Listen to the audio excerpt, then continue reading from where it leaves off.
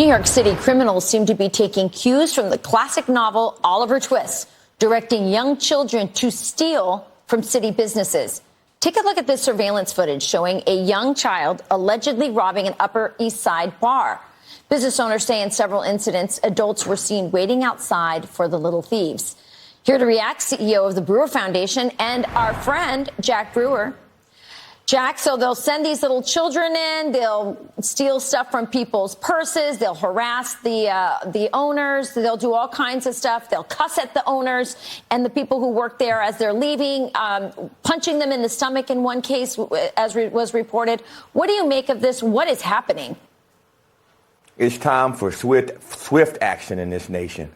We don't have a problem with our kids. We have a problem with our parents and our adults.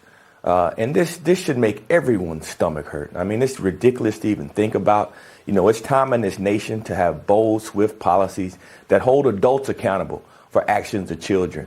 You know, as you know, I go into prisons all the time. And so this is criminal behavior. And the way that you address criminal behavior is with rehabilitation. And these parents need to be rehabbed, but they need to be held accountable civilly. They need to have to pay fines if their kids go out and commit crimes like this. Whoever these children's parents are the ones that should be in front of these judges. And I think, you know, when you look over the history of our nation, parents used to be taught to have the village approach. You know, look out for the kid next door neighbor. I would get spanked by my uncle or aunt if I acted a fool. And now today, kids can just go out and run wild. You watch the streets, you watch people out riding and looting. You see kids out acting a fool, cussing, disrespecting their parents, their teachers, police officers. It's time to put this mess to a halt, Rachel. It's getting ridiculous. Yeah. And by the way, if there are gang members or parents who are organizing these children to go in, to commit crimes, to commit sins, frankly, they should be held accountable. That's child abuse in my point of view. That is just absolutely wrong. We had you on, Jack, our podcast From the Kitchen Table, my husband and I, because you started seeing something in another area of our culture, and that is youth sports, something that you are passionate about. You are a youth sports coach. You care about this sport as well, because you know that's the pipeline to the NFL, to the professional leagues. And yet you told me that you recently went to a football game, a youth football game, and it looked more like a rap concert. You were smelling marijuana. You saw people cussing. They were playing rap music with really questionable lyrics in it.